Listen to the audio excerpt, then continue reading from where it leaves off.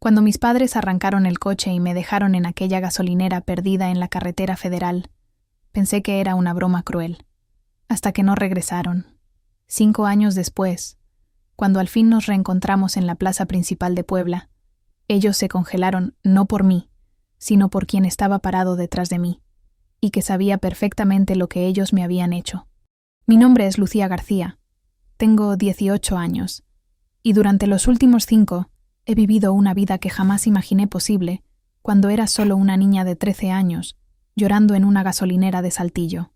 Crecí en Guadalajara en una familia que nunca me consideró realmente parte de ella. Mi padre era un hombre machista que veía a las mujeres como gastos innecesarios. Mi madre, negligente, siempre ocupada con sus reuniones sociales. Mi hermano Esteban era el hijo perfecto, el varón que merecía todo. Yo era diferente. Coleccionaba mapas viejos y soñaba con recorrer México fotografiando historias olvidadas. A los 13 años ya trabajaba para no ser un gasto, como decía papá. Nunca imaginé que esas palabras se volverían literales el día que decidieron deshacerse de mí para siempre. ¿Dónde están tus papás, niña? El empleado de la gasolinera me miraba con desconfianza mientras yo esperaba sentada en el bordillo, abrazando mi mochila como si fuera mi único ancla al mundo. Habían pasado 4 horas. 4 horas desde que papá había arrancado el motor riéndose, gritando, «¡Buena suerte, mocosa!», mientras mamá se tapaba la boca fingiendo sorpresa. 4 horas en las que había esperado que regresaran, que todo fuera una broma pesada más de las suyas. Pero ahora, viendo cómo el sol se ocultaba detrás de las montañas de Coahuila, la verdad me golpeó como un puño en el estómago. No iban a regresar. «Se fueron», susurré al empleado, las palabras saliendo quebradas de mi garganta. Durante toda mi infancia había vivido con el miedo constante de ser abandonada. Cuando papá gritaba que era un gasto innecesario, o cuando mamá suspiraba diciendo, «No sé para qué trajimos a esta niña». Una parte de mí sabía que algún día lo harían real, pero otra parte de mí había pensado que era imposible, que nadie abandonaría realmente a una niña de 13 años. «¿Te portaste mal?», preguntó el guardia local que había llegado después de que el empleado lo llamara. Su voz tenía un tono acusatorio que me hizo encogerme. «No», mentí, porque explicar que mis padres me habían abandonado por diversión sonaba demasiado increíble incluso para mí. La noche cayó sobre Saltillo como una manta pesada. El frío se colaba a través de mi ropa delgada, mientras buscaba en mis bolsillos las pocas monedas que tenía. Encontré 12 pesos y 50 centavos. Eso era todo lo que tenía en el mundo.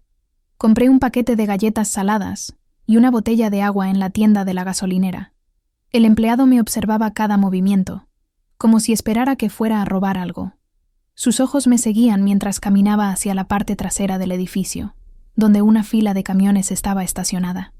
Me acurruqué detrás de un camión de carga, usando mi mochila como almohada.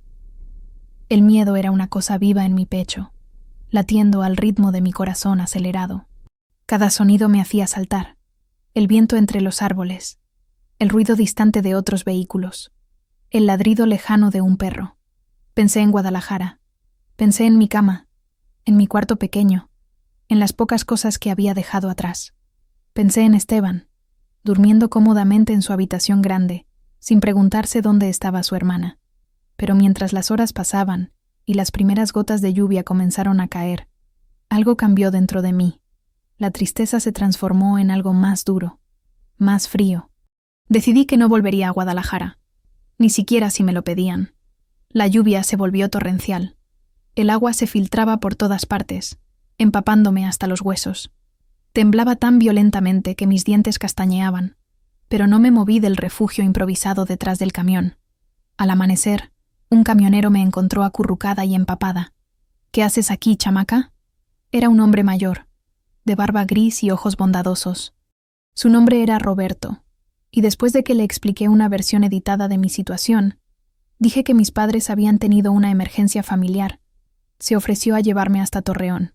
Durante el viaje, mirando por la ventana del camión, vi México por primera vez no como una niña protegida, sino como una sobreviviente. Las montañas se extendían infinitamente. Los pueblos pequeños aparecían y desaparecían como promesas. En algún lugar ahí afuera estaba mi futuro, esperándome. En una parada de combustible en las afueras de Torreón, entré a una tiendita polvorosa. Entre revistas viejas y dulces rancios, encontré un mapa gastado de México. Lo compré con mis últimos pesos. Esa noche, en el asiento trasero del camión mientras Roberto dormía en la cabina, saqué un bolígrafo y escribí en el mapa, justo sobre Guadalajara: no vuelvo. Fueron las primeras palabras que escribía como persona libre, el primer gesto de mi nueva vida. Roberto me dejó en la terminal de autobuses de Torreón con una sonrisa triste y 20 pesos que insistió en darme para que comas algo, chamaca. Caminé por las calles sin rumbo fijo, cargando mi mochila y mi mapa arrugado. Torreón era más grande de lo que había imaginado. Las avenidas se extendían en todas direcciones, llenas de gente que parecía saber exactamente a dónde iba. Yo era la única perdida. El olor de comida casera me guió hasta una fonda pequeña llamada El Rincón de Doña Mar. Tenía paredes de adobe pintadas de azul cielo y mesas de madera desgastada. A través de la ventana polvorienta podía ver a una mujer mayor revolviendo algo en una olla gigante. Me quedé parada afuera durante 10 minutos, tratando de reunir valor para entrar. ¿Vienes a comer o solo a mirar? La mujer había salido y me observaba con curiosidad. Era robusta, de cabello cano recogido en un chongo, y tenía arrugas alrededor de los ojos que hablaban de muchas sonrisas. No tengo mucho dinero, admití, sintiendo cómo mi estómago rugía traicionándome.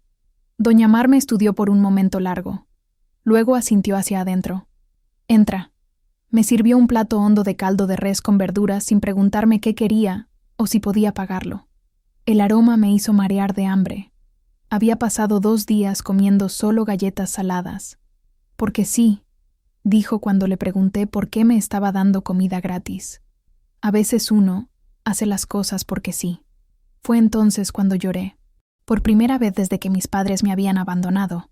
Las lágrimas salieron sin permiso. Lloré sobre el plato de caldo, mezclando las lágrimas con el vapor caliente. Lloré por todo lo que había perdido y por todo lo que todavía no sabía si encontraría. Doña Mar no me hizo preguntas, solo me sirvió más caldo. Necesito a alguien que lave platos, dijo después de que terminé de comer. ¿Sabes lavar platos? Sí, respondí inmediatamente, aunque en casa nunca había lavado un plato en mi vida. El trabajo era agotador. Mis manos se arrugaban como pasas por estar tanto tiempo en el agua jabonosa. La espalda me dolía de estar encorvada sobre el fregadero. Los clientes gritaban órdenes que yo no entendía, y algunos empleados me trataban como si fuera invisible. Pero tenía un lugar donde dormir, detrás de la fonda, sobre un colchón viejo que Doña Mar había puesto para mí, y comida caliente todos los días. Por las noches, cuando todo estaba silencioso, sacaba mi mapa y dibujaba rutas imaginarias con mi bolígrafo. Trazaba líneas desde Torreón hacia el sur, hacia el norte, hacia donde fuera que me llevara mi próxima aventura. Aprendí disciplina. Aprendí a levantarme antes del amanecer, a trabajar hasta que me dolieran los músculos, a sonreír incluso cuando los clientes me gritaban. Aprendí que la supervivencia no era solo cuestión de tener comida y techo, sino de mantener la dignidad intacta. Algunos clientes eran crueles. «¡Niña, el agua está fría!», gritaba un hombre borracho que venía todos los viernes. «¿Para qué sirves si ni siquiera puedes calentar agua?». Sus palabras me recordaban a papá. Una noche, ese mismo hombre trató de tocarme cuando estaba limpiando las mesas. Su mano grasosa se deslizó por mi brazo, mientras susurraba cosas que me hicieron sentir sucia. Doña Mar apareció de la nada con una cuchara de madera en la mano. «Toca a mi muchacha otra vez y te rompo la cara», le dijo con una voz que helaba la sangre. El hombre se fue corriendo. Durante semanas, ahorré cada peso que ganaba. Compraba solo lo mínimo indispensable: jabón, una libreta, lápices. Guardaba el resto en una lata escondida debajo de mi colchón. Cuando finalmente tuve suficiente dinero, compré mi primera cámara. Era una cámara digital usada, vieja y rayada, que encontré en una casa de empeño. El vendedor me aseguró que funcionaba, y cuando tomé mi primera foto, un retrato de Doña Mar sonriendo mientras cocinaba, supe que había encontrado algo importante, algo mío. Comencé a fotografiar todo: Los mercados bulliciosos, las calles adoquinadas, los rostros curtidos de los trabajadores que venían a comer a la fonda. Cada imagen me mostraba un México que nunca había visto antes, un país lleno de historias esperando ser contadas. Por primera vez en mi vida, sentí que tenía un propósito, un talento, una razón para seguir adelante. Después de 6 meses en la fonda de Doña Mar, supe que era hora de partir, no porque fuera infeliz allí, sino porque las fotografías que había estado tomando me habían mostrado algo que necesitaba perseguir. Cada imagen capturada era una pieza de un rompecabezas más grande, un proyecto que apenas comenzaba a tomar forma en mi mente. «Vas a Zacatecas», me dijo Doña Mar la mañana que le anuncié mi partida. No era una pregunta, era una declaración, como si pudiera leer mis planes en mis ojos. El autobús a Zacatecas costó 80 pesos. Todo lo que poseía cabía en mi mochila: la cámara, 3 cambios de ropa, mi mapa arrugado, una libreta llena de direcciones y contactos que había reunido en Torreón, y 400 pesos ahorrados.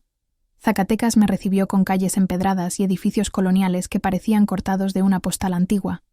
Era una ciudad de contrastes. Turistas extranjeros con cámaras caras caminando junto a mineros con overoles manchados de tierra. Fueron los mineros quienes capturaron mi atención. Sus rostros contaban historias que ningún libro podía narrar. Llegaban al final del día con las manos negras y los ojos brillantes de cansancio, pero había una dignidad en la forma en que caminaban, una fuerza que reconocí inmediatamente. Era la misma fuerza que había desarrollado yo. Pasé 3 semanas fotografiando sus vidas. Los seguía a las minas, a las cantinas donde se reunían después del trabajo, a sus casas humildes donde las esposas lavaban uniformes que nunca quedarían completamente limpios. En un cibercafé polvoroso, cerca de la plaza principal, creé mi primer blog, Rostros Olvidados de México. Subí 12 fotografías con descripciones simples pero honestas sobre las personas que había retratado. No esperaba que nadie las viera, pero necesitaba un lugar donde guardar estas historias. Una semana después, recibí mi primer comentario. «Estas fotos son increíbles. ¿Quién eres?». Luego llegaron más comentarios. Gente de toda la región comenzó a compartir el blog. Un periódico local pidió permiso para republicar una de mis fotografías de un minero anciano con las manos llenas de callos. Por primera vez, sentí que mi trabajo importaba. Pero Zacatecas también me enseñó que el camino no sería fácil. Una noche, mientras dormía en un hostal barato cerca del centro, alguien entró a mi habitación y me robó todo el dinero que tenía ahorrado, además de mi ropa de repuesto. 300 pesos. 3 cambios de ropa. Todo lo que me había tomado meses ahorrar, desaparecido. Me quedé sentada en la cama deshecha, temblando no de frío, sino de rabia, sosteniendo solo mi cámara que había tenido la suerte de dormir abrazando. Podría haberme rendido. Podría haber llamado a Doña Mar pidiendo ayuda para regresar a Torreón. En cambio, vendí mi reloj, el único regalo que había recibido de mis padres para mi cumpleaños número 12, y compré un boleto de autobús a San Luis Potosí. San Luis Potosí era diferente a todo lo que había visto antes. Era una ciudad que vibraba con tradición, pero también con modernidad. Las calles coloniales se mezclaban con edificios nuevos, y por todas partes había festivales, celebraciones, vida. Llegué justo durante la Semana Santa. Las procesiones religiosas llenaban las calles con color y música. Fotografié todo. Las mujeres mayores cargando velas encendidas, los niños vestidos de ángeles, los trabajadores que habían dejado sus empleos para participar en las celebraciones. Mi blog comenzó a crecer. Cada nueva entrada recibía más comentarios, más compartidos. Gente de otros estados comenzó a seguir Rostros Olvidados de México. Algunos me enviaban mensajes preguntando si podía fotografiar eventos en sus ciudades. Un mes después de llegar a San Luis Potosí, una periodista del periódico local me contactó. «Me llamo Carmen Vázquez», me escribió. «Trabajo para El Sol de San Luis. ¿Podrías concederme una entrevista? Tu trabajo está llamando mucho la atención. Nos encontramos en un café cerca de la plaza principal». Carmen era una mujer de unos 40 años, con cabello rizado y una sonrisa genuina que me puso nerviosa inmediatamente. «¿Cuántos años tienes realmente?», fue su primera pregunta. 14, admití, después de mentir diciendo que tenía 17 en mi blog. «¿Y tus padres saben lo que estás haciendo?». Era la pregunta que había estado esperando y temiendo. Mis padres no están en mi vida, respondí, eligiendo cuidadosamente cada palabra. Carmen no presionó por más detalles, pero vi reconocimiento en sus ojos. Era la misma mirada que me había dado doña Mar el día que llegué a su fonda, empapada y perdida. La entrevista se publicó una semana después. La fotógrafa adolescente que está capturando el alma de México. Por primera vez en mi vida, sentí que era vista, realmente vista, no como la niña adoptada que no servía para nada, no como la empleada invisible que lavaba platos, sino como Lucía García, fotógrafa. 2 días después de la publicación de la entrevista, recibí un email que cambiaría mi trayectoria. Estimada Lucía, soy coordinadora del proyecto Voces Jóvenes de la Secretaría de Cultura. Hemos visto tu trabajo y nos gustaría ofrecerte una beca de 5,000 pesos para continuar tu proyecto Documentando México. 5,000 pesos. Era más dinero del que había visto junto en toda mi vida. Con ese dinero compré una mochila nueva, una cámara mejor, y por primera vez desde que había salido de Guadalajara, me permití soñar en grande. Esa noche, parada en el balcón de mi hostal, mirando las luces de San Luis Potosí extenderse hacia el horizonte, hice una promesa. Nunca seré invisible otra vez.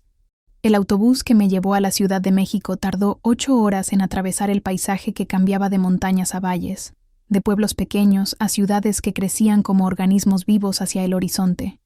Nada me había preparado para la inmensidad de la capital. Cuando bajé del autobús en la terminal del norte, el ruido me golpeó como una ola. Millones de voces hablando al mismo tiempo, el rugido constante del tráfico, el eco de los anuncios resonando por los altavoces. Era como si todo México hubiera decidido reunirse en un solo lugar. Durante mi primera semana, caminé hasta que me dolieron los pies. Fotografié todo lo que me parecía extraordinario. Vendedores ambulantes con carritos llenos de elotes y frutas picadas, oficinistas corriendo hacia el metro con trajes arrugados, niños jugando fútbol entre coches estacionados en calles imposiblemente estrechas. Cada barrio tenía su propia personalidad. Coyoacán con sus calles adoquinadas y artistas en cada esquina. La Roma con sus cafés elegantes y edificios que parecían sobrevivientes de otra época. Tepito con su mercado caótico, donde se podía comprar cualquier cosa desde un celular hasta un corazón roto. Era en Tepito donde pasaba la mayoría de mi tiempo. Ahí estaban las historias que nadie más quería contar. Los trabajadores que se levantaban antes del amanecer para armar sus puestos. Las mujeres que cuidaban niños ajenos mientras los propios jugaban entre las pilas de mercancía. Los hombres mayores que reparaban aparatos electrónicos con herramientas que parecían reliquias arqueológicas. Cuando vi el anuncio del concurso de fotografía documental amateur en un periódico gratuito, supe que tenía que participar. Voces de la ciudad, un retrato de la vida urbana mexicana. El premio era pequeño, 1,000 pesos y la oportunidad de exhibir en una galería local, pero no era el dinero lo que me motivaba. Era la posibilidad de ser vista por personas que entendieran lo que trataba de hacer. Envié 5 fotografías.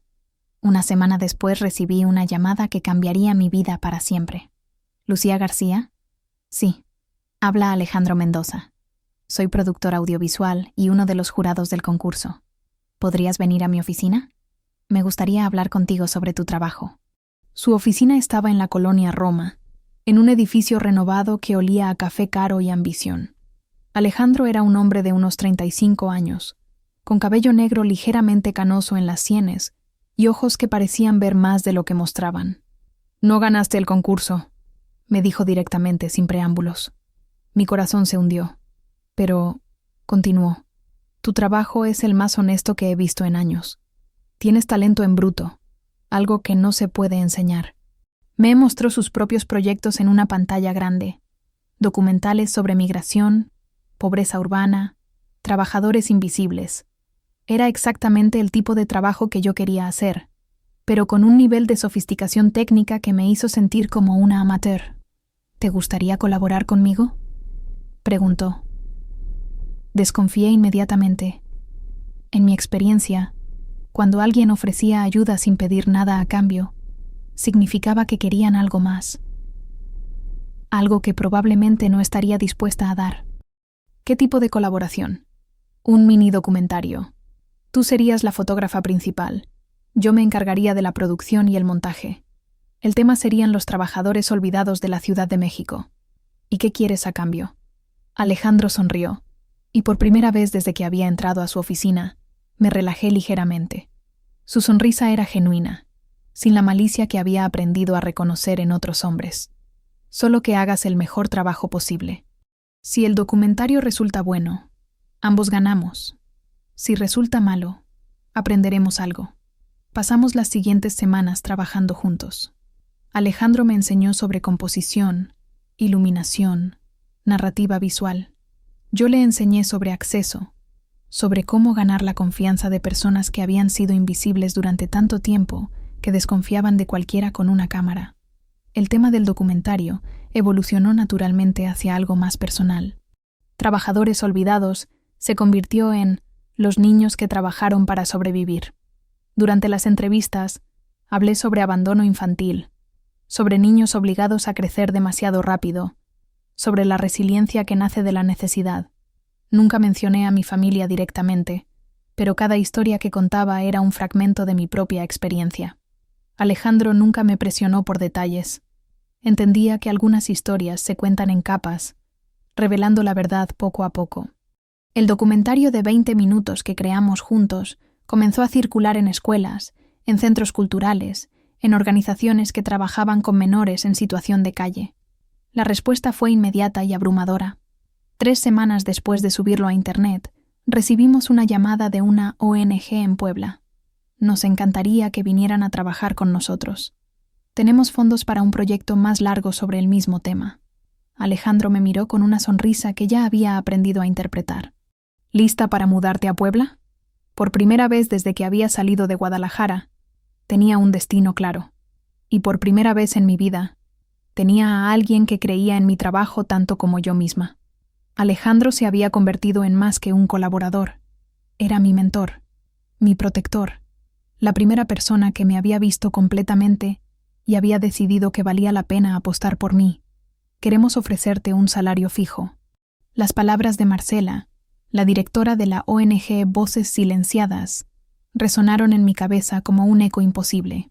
Estábamos sentadas en su oficina en Puebla, rodeadas de carteles sobre derechos infantiles y fotografías de los proyectos que habían realizado durante los últimos 5 años. 8,000 pesos mensuales, continuó, más gastos de equipo y viáticos para viajes de documentación. 8,000 pesos mensuales. Era más dinero del que había ganado en toda mi vida sumado. Por primera vez desde que había salido de Guadalajara, pude permitirme pensar en el futuro, sin la constante ansiedad de no saber de dónde vendría mi próxima comida. Con mi primer salario compré una cámara profesional de segunda mano, pero en excelente estado. Con el segundo, una laptop que me permitiera editar mis propias fotos sin depender de cibercafés. Con el tercero, ropa que no tuviera agujeros y un apartamento pequeño pero mío en el centro histórico de Puebla. Los cambios llegaron como una avalancha. 3 meses después de mudarme a Puebla, recibí una invitación para participar en una exposición colectiva llamada Nuevas Voces del Fotoperiodismo Mexicano. Mi trabajo estaría colgado en las mismas paredes que fotógrafos que había admirado durante años. Luego llegó la columna. Miradas Jóvenes era una revista digital enfocada en arte y cultura emergente. Me pidieron que escribiera una columna mensual sobre fotografía documental, combinando mis imágenes con reflexiones sobre los temas sociales que documentaba. Mi primera columna se tituló Los invisibles que siempre estuvieron ahí. Las invitaciones para dar charlas comenzaron inmediatamente después. Universidades, centros culturales, escuelas preparatorias. Todos querían escuchar a la joven fotógrafa que había documentado México desde una perspectiva única. Hablar en público me aterrorizaba al principio, pero descubrí que tenía una habilidad natural para conectar con audiencias jóvenes, especialmente con aquellos que, como yo, se sentían invisibles. Por primera vez en mi vida, tenía una comunidad. Otros fotógrafos, periodistas, activistas que entendían la importancia del trabajo que estaba haciendo. Alejandro y yo nos habíamos mudado juntos a Puebla, de forma completamente profesional, y nuestros proyectos colaborativos estaban ganando reconocimiento nacional. Todo cambió el día que mi blog se viralizó. Un periodista de un medio nacional había escrito un artículo sobre los jóvenes que están redefiniendo el fotoperiodismo mexicano, y había puesto mi trabajo como ejemplo principal. En 24 horas, Rostros Olvidados de México recibió 50,000 visitantes nuevos. Los comentarios llegaron como una inundación. Felicitaciones, invitaciones, ofertas de trabajo, elogios de personas de toda América Latina que decían que mi trabajo los había conmovido. Pero entre todos los comentarios positivos, había uno que me heló la sangre. ¿No te llamas Lucía García de Guadalajara? Te pareces mucho a una niña que conocí hace años. Mi mano tembló sobre el mouse. Durante 3 años había logrado mantener mi pasado completamente separado de mi presente. Había construido una nueva identidad, una nueva vida, una nueva versión de mí misma que no tenía nada que ver con la niña abandonada en una gasolinera. Borré el comentario inmediatamente, pero el daño ya estaba hecho. Durante los siguientes días, revisé obsesivamente cada comentario nuevo, buscando más señales de que mi pasado me había alcanzado. Alejandro notó mi nerviosismo, pero no presionó por explicaciones. Una semana después llegó el mensaje directo que más temía. ¿Dónde has estado? El nombre del remitente me golpeó como un puño en el estómago. Esteban García, mi hermano, el hijo perfecto que había disfrutado cada broma cruel que nuestros padres me hacían, que había reído cuando me obligaban a trabajar a los 13 años mientras él jugaba videojuegos en su habitación, que había estado presente el día que me abandonaron y nunca había movido un dedo para detenerlos. Mamá y papá han estado preocupados por ti. Todos hemos estado buscándote. Mentira. Vi tu foto en el artículo del periódico. Te ves diferente, pero sé que eres tú. Otra mentira. Si hubieran estado buscándome, me habrían encontrado años antes. Escríbeme. Tenemos que hablar. Cerré la laptop con tanta fuerza que Alejandro levantó la vista desde su escritorio. ¿Todo bien? Sí. Mentí. Solo spam. Pero no estaba bien. Pasé la noche despierta, caminando por mi apartamento pequeño, tratando de decidir qué hacer. Podía bloquear a Esteban, cambiar mi nombre artístico, desaparecer otra vez. Había aprendido a ser invisible cuando era necesario. O podía enfrentar lo que había estado posponiendo durante 3 años. Al amanecer, tomé mi decisión. Bloqueé a Esteban en todas las redes sociales. Cambié la configuración de privacidad de mi blog para que solo amigos pudieran comentar. Borré cualquier información personal que pudiera llevar a alguien de vuelta a Guadalajara. Pero mientras hacía todo eso, una parte de mí sabía que era solo una solución temporal. Mi familia me había encontrado una vez. Lo volverían a hacer. Y la próxima vez, tendría que estar preparada para algo más que solo huir. Por primera vez desde que había salido de Guadalajara, la idea de confrontar mi pasado no me llenó de terror, sino de algo más peligroso: curiosidad. ¿Qué había sido de mis padres durante estos años? ¿Seguían viviendo en la misma casa?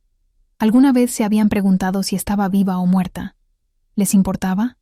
La respuesta a esa última pregunta, sospechaba, sería más reveladora de lo que estaba preparada para escuchar. 2 meses después del mensaje de Esteban, me desperté con una claridad que no había sentido en años. Ya no era la niña de 13 años que había temblado de miedo en una gasolinera. Tenía 17 años, una carrera floreciente, dinero en el banco, y lo más importante, tenía la fuerza que había construido píxel por píxel, fotografía por fotografía. Era hora de investigar mi pasado legalmente. La idea había estado creciendo en mi mente durante semanas, alimentada cada vez que veía noticias sobre casos de abandono infantil o negligencia parental. Mi historia no era única, pero tenía algo que la mayoría de esos niños nunca habían tenido: documentación, testigos y ahora, recursos. Comencé con registros públicos en línea. Lo que encontré me sorprendió más de lo que había esperado. Había un reporte policial fechado 2 días después de que me abandonaran. Menor desaparecida. Lucía García Mendoza, 13 años. Pero cuando leí los detalles, la rabia comenzó a hervir en mi estómago. Según el reporte, yo había fugado de casa después de una discusión familiar menor. Mis padres habían declarado que era una adolescente rebelde con historial de comportamiento problemático. El caso había sido archivado 3 semanas después, cuando no se encontraron indicios de secuestro o violencia. Nunca habían reportado que me habían abandonado. Nunca habían mencionado la gasolinera. Nunca habían admitido lo que realmente había pasado. Me habían convertido en una fugitiva en lugar de admitir que me habían tirado como basura. Esa tarde, busqué en directorios profesionales hasta encontrar lo que necesitaba: una abogada especializada en derechos de menores. La licenciada Jimena Ortega tenía su oficina en una zona profesional de Puebla. Era una mujer de unos 40 años, con cabello corto y una manera directa de hablar que me tranquilizó inmediatamente. «Cuéntame todo», me dijo después de que le expliqué brevemente por qué estaba ahí. Y por primera vez en mi vida, le conté a alguien la historia completa. Le conté sobre las bromas constantes, sobre trabajar a los 13 años mientras Esteban jugaba, sobre el día del viaje a Monterrey, que nunca llegó a su destino, sobre las horas esperando en la gasolinera, sobre la decisión de ellos de arrancar el coche riéndose. Jimena tomó notas sin interrumpirme. Cuando terminé, se quedó en silencio durante un momento largo. «Lo que me estás describiendo no es solo abandono», dijo finalmente. «Es exposición deliberada de un menor a peligro. Es negligencia criminal. Y el hecho de que reportaran el caso como fuga». Hizo una pausa. «Eso podría constituir obstrucción de la justicia». «¿Qué significa eso?» «Significa que podrían enfrentar cargos criminales graves». Mi corazón se aceleró. «Pero necesitaríamos pruebas», continuó. «Testimonios, documentación. ¿Hay alguien que pueda corroborar tu historia?» Pensé inmediatamente en Roberto, el camionero que me había recogido, en Doña Mar, en los empleados de la gasolinera que podrían recordar a una niña de 13 años esperando sola durante horas. «Sí», dije. «Creo que sí». Durante las siguientes semanas, Jimena y yo desarrollamos una estrategia meticulosa. Primero, documentaríamos mi historia actual. Alejandro se ofreció a grabar entrevistas conmigo contando mi experiencia, creando un registro audiovisual que sería difícil de refutar. Segundo, buscaríamos a los testigos. Roberto resultó ser más fácil de encontrar de lo que había esperado. Todavía trabajaba la misma ruta y recordaba perfectamente a la chamaca que había recogido empapada en Saltillo. Doña Mar no solo recordaba mi historia, sino que había guardado fotos de mí trabajando en su fonda. Fotos de una niña demacrada, demasiado delgada, con ojos que habían visto demasiado. Los empleados de la gasolinera habían cambiado, pero los registros de seguridad mostraban que alguien había pedido ver las cámaras de vigilancia de esa fecha específica años atrás. Probablemente la policía, durante su investigación superficial. Marcela me ofreció apoyo legal de la ONG. Le dije a Jimena durante una de nuestras reuniones. Fondos para investigación, acceso a abogados especializados en trauma infantil. Perfecto. Vamos a necesitar todo eso. La noche antes de que comenzáramos oficialmente el proceso legal, Alejandro y yo estábamos sentados en la azotea de nuestro edificio, viendo las luces de Puebla extenderse hacia las montañas. ¿Estás segura de esto?, me preguntó. Una vez que comencemos, no hay vuelta atrás. Tu familia va a defenderse. Van a contratar abogados. Van a tratar de destruir tu credibilidad. Pensé en la niña que había sido, temblando de frío detrás de un camión, esperando a padres que nunca regresarían. Pensé en todos los años que había pasado reconstruyéndome, creando una identidad, encontrando mi propósito. Pensé en todos los otros niños que habían vivido historias similares y nunca habían tenido la oportunidad de buscar justicia. Voy a exponerlos, dije, y por primera vez en años, mi voz sonó exactamente como me sentía. Fuerte, segura, lista. Era hora de que mis padres enfrentaran las consecuencias de lo que habían hecho. Y esta vez, yo tenía las herramientas para asegurarme de que lo hicieran. Estaba revisando las fotografías de mi última sesión, cuando Alejandro entró corriendo a nuestro estudio compartido. Lucía, hay alguien preguntando por ti en la recepción del edificio. ¿Quién? Un hombre joven. Dice que es tu hermano. El mundo se detuvo. Durante los 6 meses que habían pasado desde que bloqueé a Esteban, había logrado convencerme de que mi familia había perdido el interés en encontrarme, que habían aceptado que ya no era parte de sus vidas, tal como yo había aceptado que ellos no eran parte de la mía. Pero Esteban estaba aquí. En Puebla. En mi edificio. ¿Qué le dijiste? Pregunté, tratando de mantener mi voz estable. Que verificaría si estabas disponible. No le di ninguna información. Alejandro conocía suficiente de mi historia para entender que la aparición súbita de un miembro de mi familia no era una reunión feliz. Durante los meses que habíamos trabajado juntos, se había convertido en algo más que un colaborador profesional. Era mi confidente, mi mentor, la persona que mejor entendía el trabajo que hacíamos. ¿Y por qué era importante? Era también la primera persona en mi vida que había demostrado lealtad incondicional. ¿Quieres que le diga que no estás? Respiré profundo, considerando mis opciones. Podía esconderme. Podía salir por la puerta trasera y evitar la confrontación completamente. O podía enfrentar a Esteban aquí, en mi territorio, donde tenía control y apoyo. No, voy a bajar. ¿Quieres que vaya contigo? Sí. Esteban estaba parado en el lobby del edificio, vestido con ropa cara que reconocí inmediatamente como el uniforme informal de los hijos de clase media alta de Guadalajara. Jeans de diseñador, camisa de marca, zapatos que probablemente costaban más que mi primer salario mensual completo. Cuando me vio, su rostro se iluminó con una sonrisa que no había visto en años. Lucía. Mi nombre salió de sus labios como si fuera la cosa más natural del mundo, como si los últimos 4 años no hubieran existido. Me congelé. Todas las palabras que había practicado en mi mente, todas las confrontaciones imaginarias que había tenido con él, desaparecieron. Por un momento, volví a ser la niña de 13 años que había admirado a su hermano mayor desde la distancia, esperando siempre una migaja de aprobación que nunca llegaba. Alejandro se posicionó ligeramente detrás de mí, lo suficientemente cerca para que pudiera sentir su presencia pero sin interferir en la conversación. Esteban, ¿te ves? Hizo una pausa, estudiando mi rostro. Diferente, mayor, más segura. Han pasado 4 años. Lucía, necesitamos hablar. Mamá y papá están desesperados. No han sabido nada de ti desde que te fuiste. Ahí estaba la primera mentira. ¿Desde que me fui? Sí, después de aquella pelea que tuviste con ellos. Segunda mentira. Lucía, por favor. Sé que las cosas no terminaron bien entre ustedes, pero sigues siendo parte de la familia. Mamá llora cada vez que menciona tu nombre. Tercera mentira. ¿Y por eso tardaron 4 años en buscarme seriamente?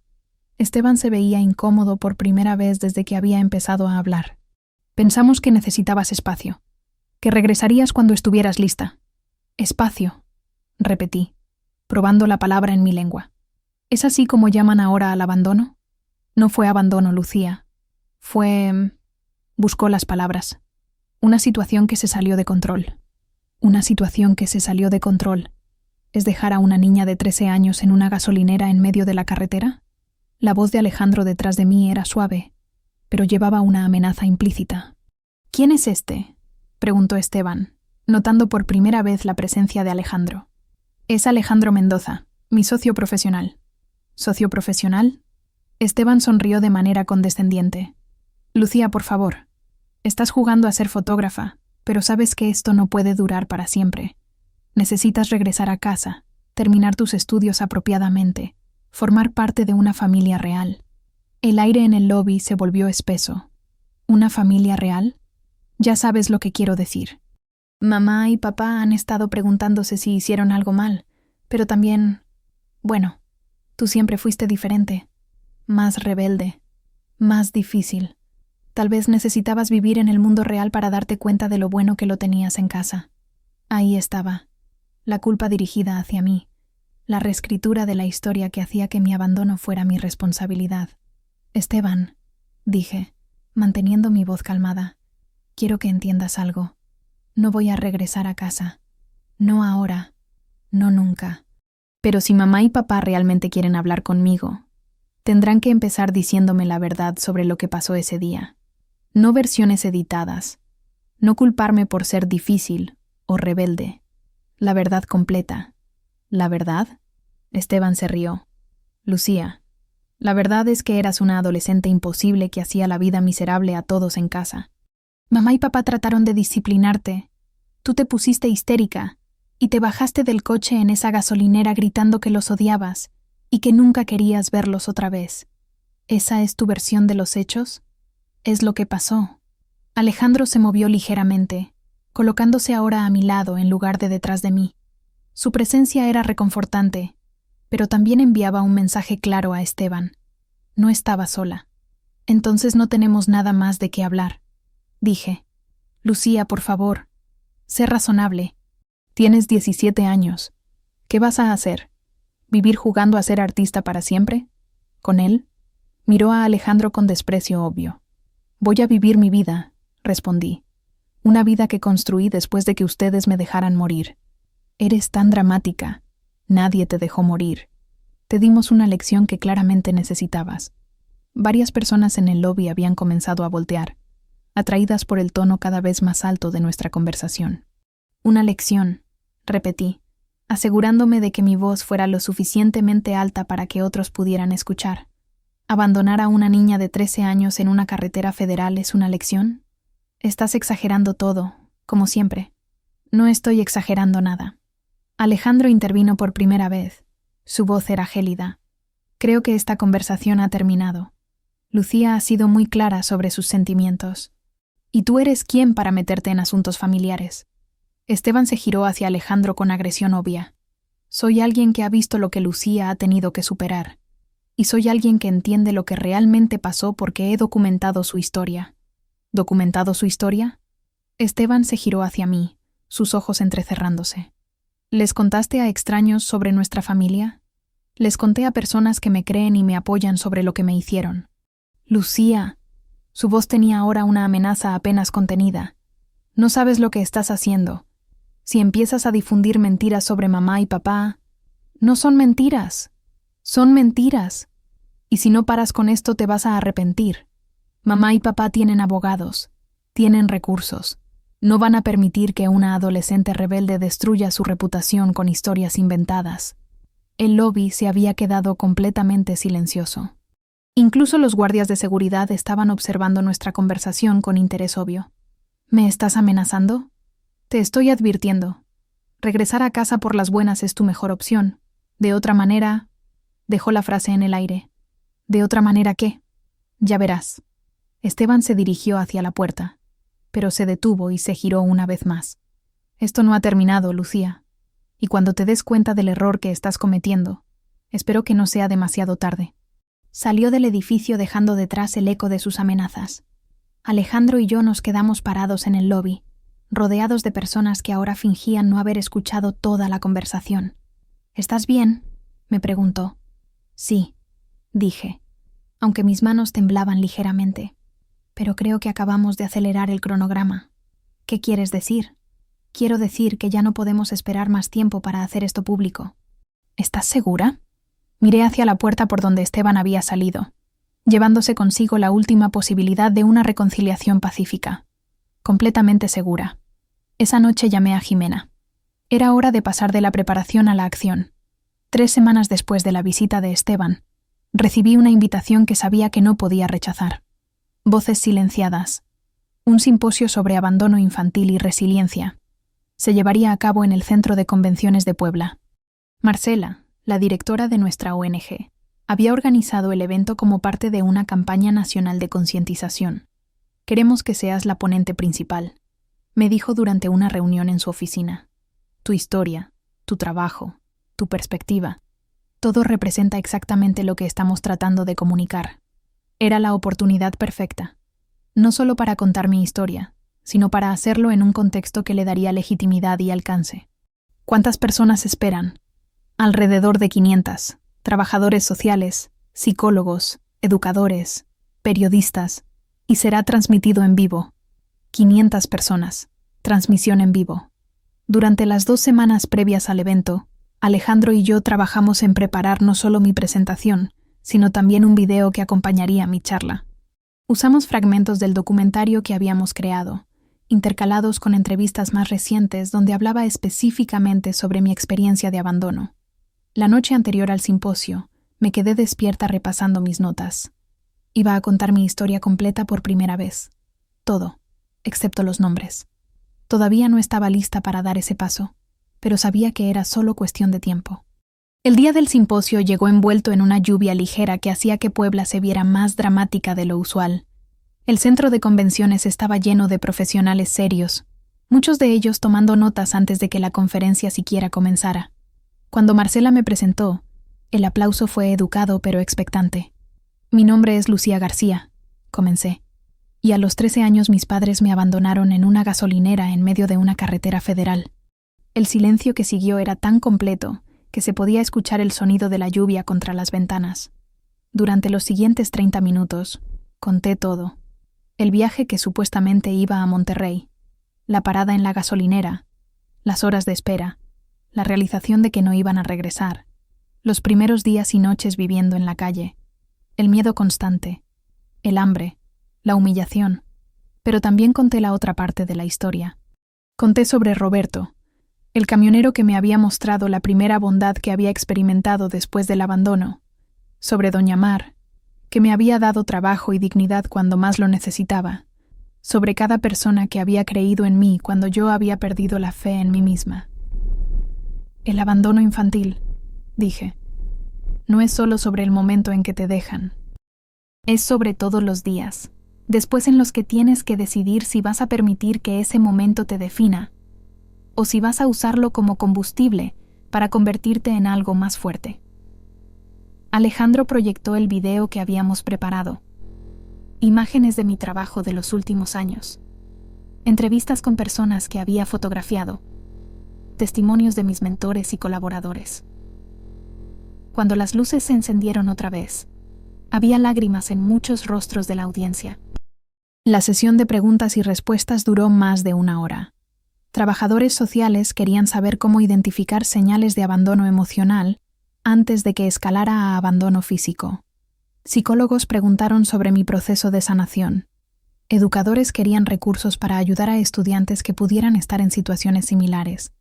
Pero la pregunta que más me impactó vino de una mujer joven en la tercera fila.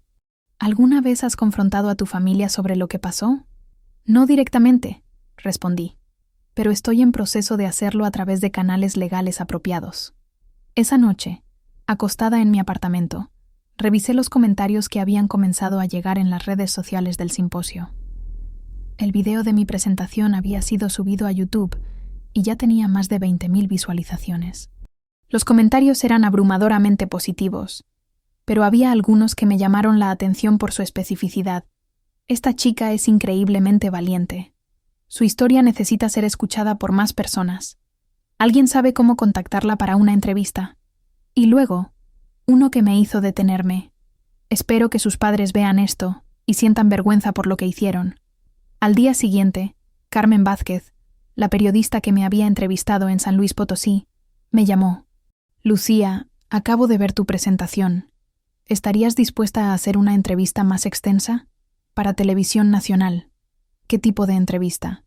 Un especial de 1 hora sobre abandono infantil, pero centrado en tu historia. De abandono a esperanza, la historia de Lucía García. 1 hora en Televisión Nacional. Mi historia llegando a millones de hogares mexicanos. Sí, dije sin dudar. La entrevista se grabó 1 semana después y se transmitió 2 semanas más tarde. Para entonces, mi historia se había vuelto viral. Chica abandonada a los 13, ahora documentalista exitosa. Los titulares variaban, pero el mensaje era consistente. Mi historia había tocado algo profundo en la conciencia colectiva mexicana. Fue entonces cuando llegó la primera reacción de mi familia. Esteban me llamó a las 2 de la mañana, gritando tan fuerte que tuve que alejar el teléfono de mi oreja. ¿Cómo te atreves? ¿Cómo te atreves a humillar así a nuestra familia? ¿Humillar? Solo conté la verdad. Son mentiras. Todo lo que dijiste son mentiras. Esteban, hay video, hay testigos, hay documentación. No me importa. ¿Vas a retractarte públicamente o vas a lamentar haber nacido? Colgó antes de que pudiera responder. Al día siguiente, encontré comentarios en mis redes sociales de perfiles que claramente pertenecían a mi madre. Esta niña está mintiendo para ganar atención. Su familia la amó y la cuidó hasta que decidió irse de casa. Es una exagerada que está inventando historias dramáticas para beneficio personal. Mi padre fue más directo. Creó una cuenta específicamente para escribir. Lucía García Mendoza es una mentirosa manipuladora. Como su padre, puedo asegurar que nunca fue abandonada. Se escapó de casa después de una discusión menor y ahora está inventando estas historias para dañar a su familia. La reacción de Internet fue inmediata y brutal. Miles de comentarios defendiéndome, investigando a mis padres, compartiendo sus propias historias de abandono y abuso familiar. Mis padres habían subestimado gravemente el poder de las redes sociales y la simpatía pública hacia las víctimas de abuso infantil. Esa noche, mientras leía los comentarios de apoyo que seguían llegando, tomé la decisión final. Era hora de revelar nombres.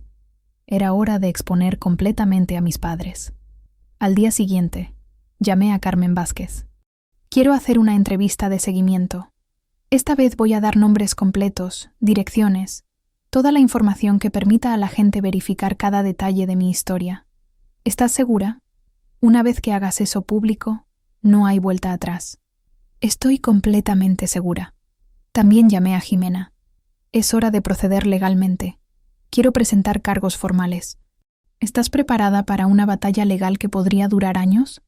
Miré alrededor de mi apartamento, lleno de evidencia de la vida que había construido desde cero. Fotografías que había tomado, premios que había ganado, cartas de agradecimiento de personas cuyas historias había documentado. He estado preparándome para esto durante 4 años. Una semana después, firmé un contrato con uno de los canales digitales más grandes de México para una serie documental de 3 episodios sobre mi historia. Abandono, la historia completa de Lucía García. El primer episodio se estrenaría en un mes. Y esta vez, no habría censura. No habría nombres ocultos. Mis padres iban a enfrentar, públicamente y legalmente, las consecuencias de lo que habían hecho. La licenciada Jimena había convertido su oficina en lo que parecía el cuartel general de una operación militar. Las paredes estaban cubiertas con líneas de tiempo, fotografías, documentos legales y mapas que trazaban cada paso de mi historia desde el abandono hasta el presente. Había cajas llenas de declaraciones juradas, testimonios grabados y evidencia física que habíamos estado recopilando durante los últimos 3 meses. Tenemos un caso sólido, me dijo mientras revisaba el expediente final. Abandono de menor, exposición de menor a peligro, falsificación de reporte policial, y ahora tenemos evidencia de intimidación y amenazas. Alejandro estaba en la esquina de la oficina, editando lo que sería el video denuncia más importante de mi vida. 3 cámaras habían capturado mi testimonio completo desde diferentes ángulos. Audio profesional había grabado cada palabra. Gráficos y documentación visual apoyaban cada afirmación que había hecho. El documental estará listo para transmisión la próxima semana, dijo sin levantar la vista de su computadora. Es la pieza de periodismo más importante que he hecho en mi carrera. Era martes por la tarde cuando mi mundo cambió otra vez. Estaba revisando las últimas pruebas del documental cuando la recepcionista de nuestro edificio me llamó. Señorita García, hay 2 personas en la recepción que dicen ser sus padres. ¿Los hago subir? Mi sangre se congeló. No. Bajo en un momento. Alejandro y yo nos miramos. Sabíamos que este momento llegaría eventualmente, pero no habíamos esperado que fuera tan pronto. ¿Quieres que vaya contigo? Sí. Y trae tu cámara. ¿Estás segura? Completamente. Bajamos al lobby donde mis padres nos esperaban, y por primera vez en 4 años, los vi realmente. Mi padre, Roberto García Mendoza, se veía exactamente como lo recordaba, pero más pequeño, más viejo. Tenía el mismo bigote cuidadosamente recortado, la misma postura altiva, pero había algo en sus ojos que no había visto antes. Miedo. Mi madre, Carmen Mendoza de García, llevaba puesto un vestido caro y joyas que reconocí de sus fotos de redes sociales. Se había hecho algo en el cabello, probablemente un tratamiento costoso, pero tenía las mismas líneas duras alrededor de la boca que recordaba de mi infancia. Lucía. Mi padre se acercó con los brazos extendidos, como si esperara un abrazo. Me quedé donde estaba. Roberto, Carmen. El uso de sus nombres en lugar de papá y mamá fue deliberado, y vi cómo mi madre se estremeció al escucharlo. ¿Podemos hablar en privado?, preguntó mi padre, mirando a Alejandro con obvia desaprobación. Cualquier cosa que tengan que decirme pueden decirla delante de Alejandro. Lucía. Mi madre habló por primera vez. Su voz tenía el mismo tono manipulador que recordaba. Necesitas parar esto. Necesitas parar esto ahora. ¿Parar qué? Estas mentiras que estás esparciendo sobre nosotros. Esta campaña de difamación. No son mentiras. Por supuesto que son mentiras. Mi padre elevó la voz, atrayendo la atención de otras personas en el lobby. Nunca te abandonamos. Te escapaste de casa como una adolescente rebelde y ahora estás inventando estas historias dramáticas para... ¿Para qué? Lo interrumpí. ¿Para qué inventaría yo una historia sobre ser abandonada en una gasolinera? Para atención, para dinero, para venganza, porque no te gustaban las reglas de nuestra casa. Alejandro había comenzado discretamente a grabar con su cámara. Lucía, mi amor. Mi madre cambió su tono a uno falsamente dulce. Sabes que siempre te amamos. Tal vez cometimos errores. Todos los padres los cometen. Pero nunca, nunca te abandonamos. ¿Errores? Repetí. ¿Llamar errores a dejarme en una gasolinera con 13 años? Eso nunca pasó, gritó mi padre. Roberto, baja la voz. Mi madre lo regañó, claramente consciente de que estábamos siendo observados. Mi padre respiró profundo y cambió su estrategia. Lucía, entendemos que estés molesta. Entendemos que sientes que no fuimos los padres perfectos. Pero esto, hizo un gesto hacia nosotros. Esto nos va a arruinar socialmente. Mis clientes están comenzando a hacer preguntas. El trabajo de tu madre en el comité de beneficencia está en peligro. Nuestros amigos me dejaron morir. Las palabras salieron de mi boca con una calma que me sorprendió incluso a mí. ¿Perdón? Dijeron que me amaban, que cometieron errores. Pero la verdad es que me dejaron morir. En una carretera federal, a los 13 años. Y su preocupación ahora no es por el daño que me causaron, es por su reputación social. Mi madre se acercó más, bajando su voz a un susurro urgente. Lucía, por favor, piensa en esto racionalmente. Si sigues con esta historia, vas a destruir a toda la familia. ¿Eso es lo que quieres? ¿Destruir a Esteban también? Él no tuvo nada que ver con lo que pasó. Esteban estuvo ahí. Esteban vio lo que pasó. Esteban nunca dijo una palabra para defenderme. Era un niño. Yo también era una niña. Mi padre, viendo que el enfoque emocional no estaba funcionando, se giró hacia Alejandro. Usted es el responsable de esto. Usted está manipulando a una menor vulnerable para sus propios intereses. Lucía tiene 18 años, respondió Alejandro calmadamente. Y nadie la está manipulando. Por supuesto que la está manipulando. ¿Cuántos años tiene usted? ¿35? ¿40? ¿Y está viviendo con una adolescente? ¿Llenándole la cabeza de ideas sobre demandarnos? Roberto, dije, Alejandro es mi socio profesional y mi amigo. Y si estás implicando algo inapropiado sobre nuestra relación, te sugiero que tengas cuidado con tus acusaciones. Alejandro sacó su teléfono y comenzó a reproducir audio. La voz de mi padre llenó el lobby. No van a permitir que una adolescente rebelde destruya su reputación con historias inventadas. Ya verás. Esto no ha terminado, Lucía. Las amenazas de Esteban desde su visita semanas atrás habían sido grabadas con mi consentimiento y conocimiento. El rostro de mi padre se puso rojo. ¿Nos estaban grabando? Solo documentamos interacciones que podrían ser relevantes para el proceso legal, dijo Alejandro. ¿Proceso legal? Mi madre palideció. Saqué los documentos que había traído conmigo. Roberto García Mendoza y Carmen Mendoza de García, dije formalmente. Están siendo notificados oficialmente de que enfrentan cargos por abandono de menor, exposición de menor a peligro, falsificación de reporte policial e intimidación de testigos. Mis padres se quedaron en shock absoluto. Esto es ridículo, tartamudeó mi padre. ¿Quién va a creerte? Somos ciudadanos respetables. Tenemos reputaciones. Tenían reputaciones, corregí. Mi madre comenzó a llorar, pero las lágrimas parecían más de rabia que de tristeza. No puedes hacer esto, Lucía. No puedes destruir así a tu propia familia. Ustedes destruyeron a esta familia hace 4 años. Mis padres intentaron durante las siguientes 2 semanas impedir la transmisión del documental. Contrataron abogados caros, el bufete Hernández Asociados, que cobraba 500 pesos por hora, y presentaron múltiples mociones solicitando órdenes de restricción. Pero Jimena había hecho su trabajo perfectamente. Teníamos documentación sólida. Teníamos testimonios verificables. Teníamos evidencia física. Y lo más importante, teníamos la verdad. El juez rechazó todas sus peticiones. 2 días antes del estreno programado del documental, la historia se filtró a la prensa. Padres acomodados enfrentan cargos por abandono de hija. La fotógrafa que demandó a sus propios padres. De gasolinera a éxito. La historia que conmueve a México. Internet explotó. Mis padres fueron trending topic en Twitter durante 3 días consecutivos. Sus fotos aparecían junto a hashtags como Justicia para Lucia y Padres tóxicos. La rabia pública era intensa y enfocada. Comentarios por miles exigían justicia, compartiendo historias similares, investigando a mis padres más profundamente de lo que cualquier detective profesional podría haberlo hecho.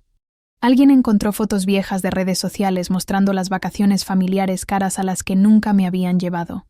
Alguien más desenterró un video de mi cumpleaños número 12, donde era claramente visible que yo estaba sirviendo comida a los invitados mientras Esteban jugaba con sus amigos. La evidencia de años de negligencia y favoritismo estaba ahí, documentada por ellos mismos en sus propias redes sociales. El poder de Internet había convertido mi historia personal en un caso de justicia social. Mis padres estaban aprendiendo que en la era digital, la verdad siempre encuentra la manera de salir a la luz. La caída de mis padres fue rápida, brutal y públicamente documentada. Todo comenzó con una llamada telefónica que Alejandro grabó por accidente. Estábamos en nuestro estudio cuando el teléfono de mi padre apareció en las noticias. Un periodista había conseguido su número y lo había llamado en vivo durante un programa de radio matutino. Señor García, ¿tiene algún comentario sobre las acusaciones de su hija? Esto es un ataque coordinado contra mi familia. Esa niña está siendo manipulada, y nosotros somos las víctimas reales. Su voz sonaba desesperada en vivo, ante miles de oyentes. El daño fue inmediato. Constructora García y Asociados perdió 3 contratos importantes esa misma semana. Clientes que habían trabajado con mi padre durante años comenzaron a cancelar proyectos, citando preocupaciones sobre la imagen pública de la empresa. El contrato más grande, un desarrollo habitacional de 60 millones de pesos, fue cancelado con una carta formal que decía: debido a la controversia actual que rodea a los propietarios de esta empresa, hemos decidido terminar nuestra asociación comercial. Mi madre enfrentó su propia humillación pública. El Comité de Damas Caritativas de Guadalajara, donde había sido vicepresidenta durante 5 años, la removió de su posición para proteger la reputación de nuestras actividades benéficas. La ironía era perfecta. La mujer que había abandonado a su propia hija había sido expulsada de una organización dedicada a ayudar a niños necesitados. Esteban, que había construido una presencia en redes sociales como influencer de estilo de vida, vio cómo sus seguidores desaparecían como arena entre los dedos. De 42.000 seguidores, bajó a 8.000 en 2 semanas. Las marcas que lo patrocinaban cancelaron contratos inmediatamente. Una empresa de ropa deportiva publicó un comunicado diciendo: no asociamos nuestra marca con personas vinculadas a casos de abuso infantil. Los vecinos de mi familia en su exclusiva colonia de Guadalajara comenzaron a tratarlos como parias. Videos de teléfonos celulares mostraban a mi madre siendo ignorada en el supermercado, a mi padre siendo confrontado en la gasolinera por ciudadanos que habían visto las noticias. ¿Cómo pudo abandonar a una niña?, le gritó una mujer en un video que se volvió viral. Usted no merece ser llamado padre. Pero lo que realmente selló su destino fue lo que pasó cuando periodistas investigadores comenzaron a excavar más profundo. Un reportero de Televisa encontró videos viejos en las redes sociales de mi familia que habían sido subidos años atrás y luego olvidados. Había uno particularmente devastador de mi cumpleaños número 11. En el video, grabado por mi padre mismo, era claramente visible que yo estaba sirviendo comida a los adultos mientras los otros niños, incluyendo Esteban, jugaban en la piscina. Era mi propia fiesta de cumpleaños, pero yo estaba trabajando. Lucía, trae más refrescos. Se escuchaba la voz de mi madre gritando desde fuera del marco. El contraste era imposible de ignorar. Esteban en traje de baño, riendo con sus amigos, mientras yo llevaba un delantal y cargaba bandejas. Otro video mostraba la Navidad de ese mismo año. Esteban abriendo regalo tras regalo, una consola de videojuegos, ropa cara, una bicicleta nueva, mientras yo recibía 2 libros usados y un suéter que claramente había sido comprado en una tienda de descuento. La diferencia en el valor de los regalos era obvia incluso para un observador casual. Un contador forense contratado por un programa de televisión estimó que los regalos de Esteban habían costado más de 15,000 pesos, mientras que los míos probablemente no llegaban a 300. El Ministerio Público de Jalisco, presionado por la atención mediática nacional, abrió una investigación formal.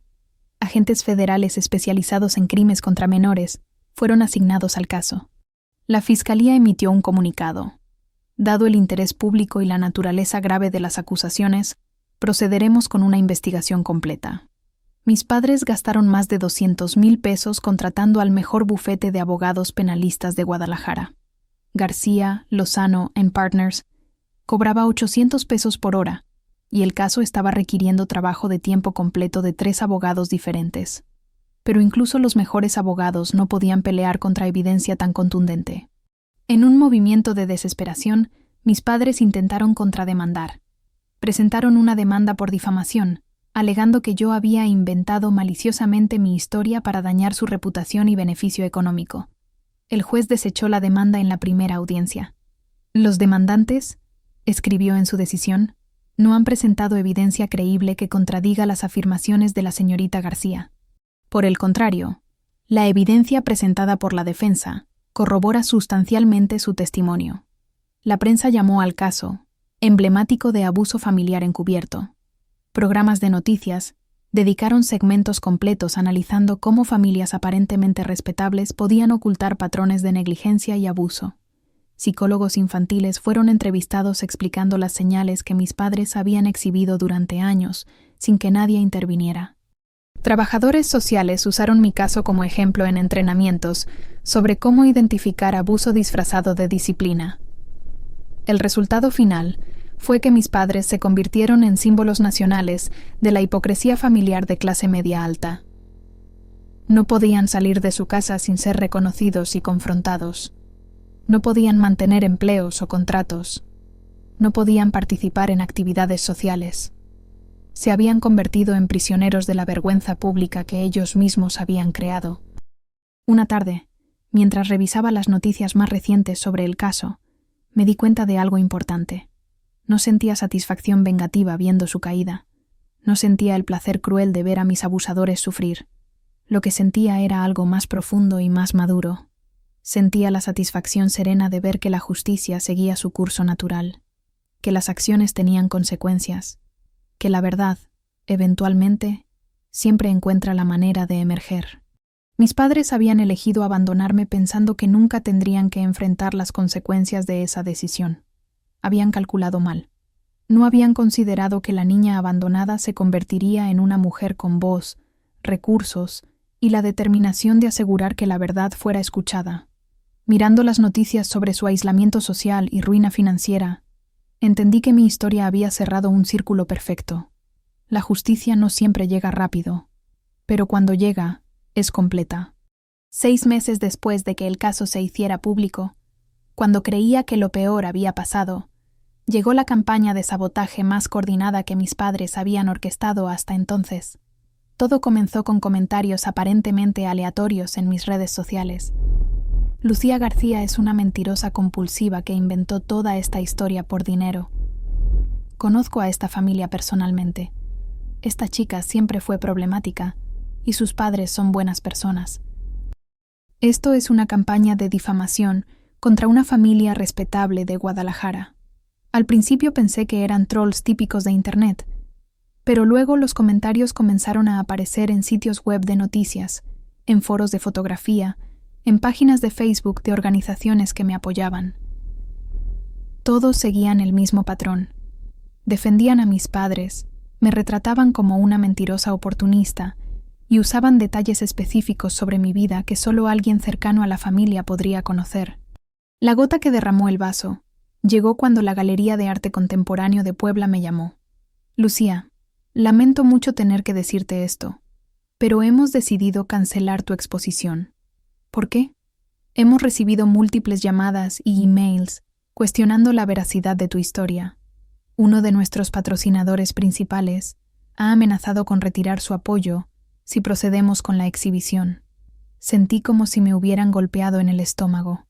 La exposición Rostros de Resiliencia había sido programada para el mes siguiente. Sería mi primera muestra individual en una galería prestigiosa. ¿Puedes decirme quién es el patrocinador que se opone? Industrias Morales. Su director de Relaciones Públicas dice que no quieren asociar su marca con controversias familiares no resueltas. Industrias Morales. Una empresa constructora que competía directamente con el negocio de mi padre. Era demasiada coincidencia. Esa misma semana, Marcela de la ONG me mostró una pila de cartas que habían llegado a sus oficinas. Todas son anónimas, me dijo con preocupación visible, pero todas dicen básicamente lo mismo. Las cartas acusaban a voces silenciadas de apoyar a una estafadora que estaba destruyendo una familia inocente por beneficio personal. Algunas incluían amenazas veladas sobre investigar las finanzas de la organización. ¿Han contactado a nuestros donantes?, pregunté, aunque ya sabía la respuesta. 3 organizaciones han llamado pidiendo clarificaciones sobre nuestro apoyo hacia ti. Esa noche, en mi apartamento, me quebré. Durante meses había mantenido una fachada de fortaleza. Había enfrentado entrevistas difíciles, procedimientos legales complejos y ataques públicos con dignidad y compostura. Pero esto era diferente. No era solo un ataque directo contra mí. Era una campaña sistemática para destruir todo lo que había construido, todas las relaciones profesionales que había cultivado, todas las oportunidades futuras que podría tener. Me senté en el piso de mi sala, rodeada de fotografías de mi trabajo, y lloré como no había llorado desde la noche que pasé detrás del camión en Saltillo. Alejandro me encontró así cuando llegó con café y la edición final del documental que estábamos preparando. ¿Qué pasó? Le conté sobre la galería, sobre las cartas, sobre la sensación de que sin importar cuánto luchara, mis padres siempre encontrarían una manera de sabotear mi progreso. Alejandro se sentó a mi lado en el piso y me tomó la mano. «Esto es lo último que les queda», me dijo con voz suave pero firme. «Es su último intento desesperado de mantenerte callada. Significa que están perdiendo. No se siente como que estén perdiendo. Se siente como que siempre van a tener más recursos, más conexiones, más poder. ¿Recuerdas cuando trabajabas lavando platos en Torreón? Sí. ¿Te sentías poderosa entonces? No, pero sobreviviste, creciste, te convertiste en esto». Hizo un gesto hacia las fotografías que me rodeaban. No porque tenías poder, sino porque tenías algo más importante. Tenías razón. Durante los siguientes días, consideré seriamente abandonar todo, retirar las demandas legales, cancelar las entrevistas pendientes, cambiar mi nombre otra vez y desaparecer en alguna ciudad donde mis padres nunca me encontraran. Había funcionado antes. Podía funcionar otra vez. Pero el punto de inflexión llegó cuando Jimena me llamó con información que cambiaría todo. «Lucía, rastreamos las direcciones IP de esas cuentas falsas que han estado publicando comentarios negativos sobre ti. Y todas provienen de la misma conexión de Internet. La dirección de la casa de tus padres en Guadalajara. ¿Estás segura?» «Completamente. Tu padre ha estado creando múltiples cuentas falsas para orquestar esta campaña de difamación. Tenemos evidencia digital irrefutable. La rabia que sentí no era la ira ciega de una adolescente herida. Era la indignación fría y calculada de una adulta que había sido subestimada por última vez. ¿Es evidencia admisible en corte? Absolutamente. Y también constituye cyberbullying, acoso y posible obstrucción de la justicia. Esa tarde tomé la decisión final. No iba a retroceder. No iba a esconderme. No iba a permitir que mis padres ganaran por agotamiento. Llamé a Marcela y le dije que organizara una conferencia de prensa. ¿Estás segura? Va a ser intensa. Completamente segura. Es hora de terminar esto de una vez por todas. Llamé a Carmen Vázquez y a otros periodistas que habían seguido mi historia. Quiero hacer una conferencia final. Voy a presentar toda la evidencia, responder todas las preguntas y cerrar este capítulo públicamente. Alejandro pasó las siguientes 48 horas preparando una presentación audiovisual que sería imposible de refutar. Video cronológico de mi historia. testimonios de testigos, documentación legal, evidencia forense de la campaña de sabotaje de mis padres. Todo organizado con la precisión de un caso presentado ante la Corte Suprema. La noche anterior a la conferencia de prensa, escribí el discurso más importante de mi vida.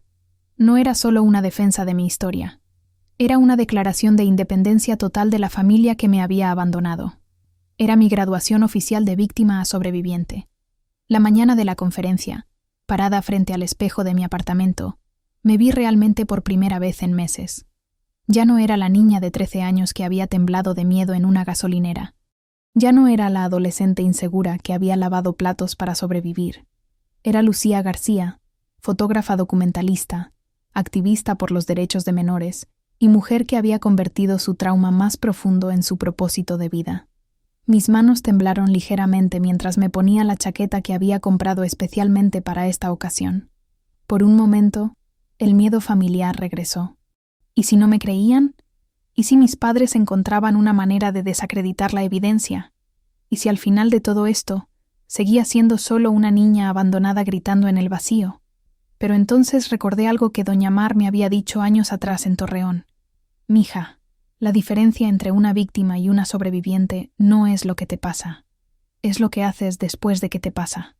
Salí de mi apartamento con la cabeza en alto, lista para enfrentar cualquier cosa que mis padres pudieran lanzarme. Era hora de cerrar este círculo para siempre. El salón de conferencias del Hotel Colonial en Puebla estaba completamente lleno. Periodistas nacionales, cámaras de televisión, representantes de organizaciones de derechos humanos y curiosos que habían seguido mi historia durante meses se apiñaban en cada espacio disponible. Conté al menos 15 cámaras profesionales apuntando hacia el pódium donde estaba a punto de hablar. Marcela me había advertido que la asistencia sería grande, pero esto superaba todas mis expectativas. ¿Lista?, me preguntó Jimena, revisando una vez más los documentos legales que presentaríamos como evidencia. Lista. Alejandro estaba coordinando el equipo técnico que transmitiría la conferencia en vivo a través de múltiples plataformas digitales. Me había dicho que esperaban más de 100.000 espectadores en línea. Cuando me acerqué al pódium, el murmullo de conversaciones se detuvo inmediatamente. Buenos días. Mi nombre es Lucía García, y hace 5 años mis padres, Roberto García Mendoza y Carmen Mendoza de García, me abandonaron en una gasolinera cuando tenía 13 años de edad. Comencé con la declaración más directa posible. Durante los siguientes 30 minutos, conté mi historia completa por última vez. Pero esta vez no omití detalles. Esta vez incluí nombres completos, direcciones, fechas exactas. Esta vez mostré fotografías de la gasolinera donde me habían dejado, del camión detrás del cual había dormido, de la fonda donde había trabajado para sobrevivir. Algunos han cuestionado la veracidad de mi historia, dije, sugiriendo que estoy exagerando o incluso inventando eventos para beneficio personal. Hoy voy a mostrarles evidencia que hace imposible cualquier duda razonable. Alejandro comenzó la presentación audiovisual.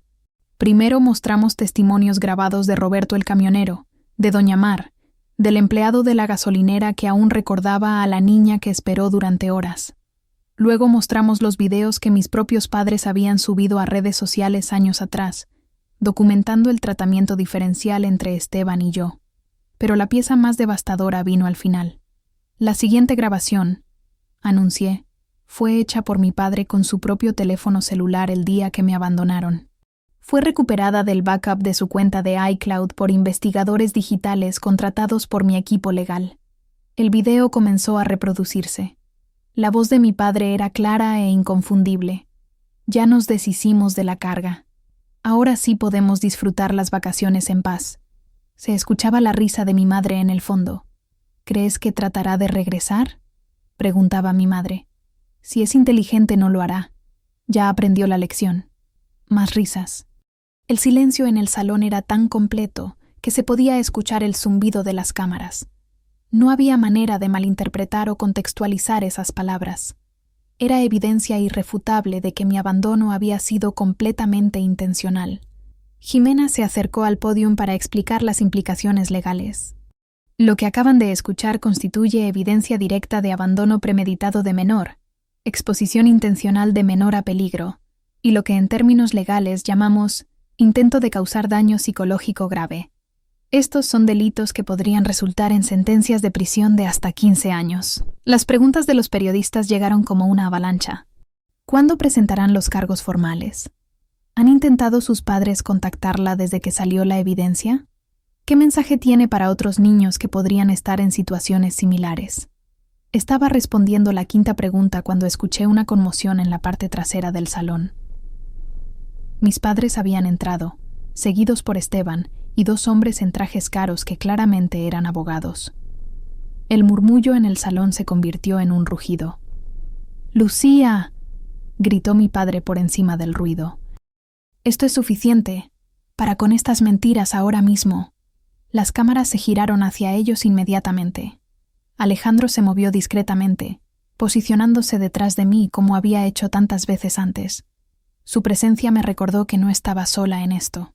«Roberto García», dije al micrófono, mi voz amplificada llenando el salón. «Carmen García, los invito a acercarse al podium y explicar públicamente la grabación que acabamos de escuchar». «Esa grabación está sacada de contexto», gritó mi madre.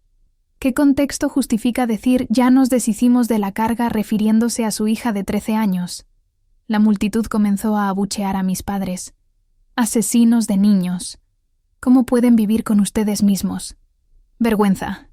Mis padres trataron de acercarse al frente del salón, pero la hostilidad del público era palpable. En ese momento, mi teléfono vibró. Era una llamada de video de la jueza federal Sandra Morales, quien había estado siguiendo el caso. «Licenciada García», la voz de la jueza se escuchó a través de los altavoces del salón cuando Alejandro conectó la llamada al sistema de audio. «Basándose en la evidencia presentada hoy, estoy autorizando órdenes de arresto inmediatas contra Roberto García Mendoza y Carmen Mendoza de García por los cargos de abandono agravado de menor y exposición intencional de menor a peligro».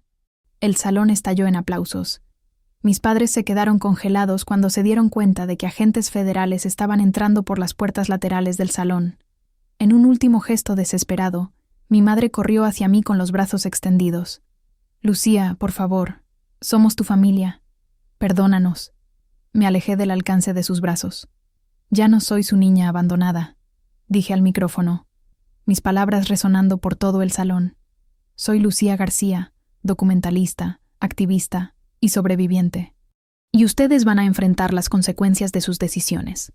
Los agentes federales se acercaron a mis padres con las órdenes de arresto. El último que vi de ellos fue a mi padre siendo esposado mientras gritaba que esto era una injusticia y que se vengarían. Salí del salón bajo una ovación que duró varios minutos.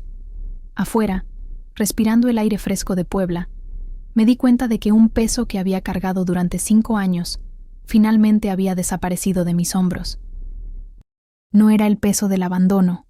Ese había desaparecido años atrás cuando decidí convertir mi dolor en propósito. Era el peso de la justicia pendiente.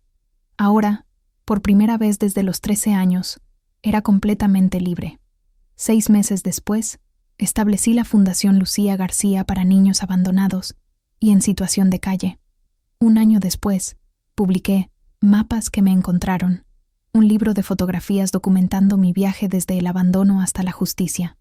2 años después, Alejandro y yo nos casamos en una ceremonia pequeña donde la familia que elegí, Doña Mar, Roberto el camionero, Marcela, Jimena y docenas de personas que habían sido parte de mi reconstrucción, celebró junto a nosotros. Mis padres fueron sentenciados a 12 años de prisión. Yo nunca asistí a ninguna de sus audiencias. Había cerrado ese capítulo de mi vida para siempre. La niña abandonada en la gasolinera había encontrado su camino a casa. No a la casa donde había nacido, sino a la vida que había construido con sus propias manos. Una fotografía a la vez. Nunca fui perdida. Fui dejada. Y me encontré. Si esta historia te impactó, deja tu like y suscríbete ahora mismo. Y no esperes más. Haz clic en el video que acaba de aparecer en tu pantalla. Y disfruta la próxima historia. Hasta allá.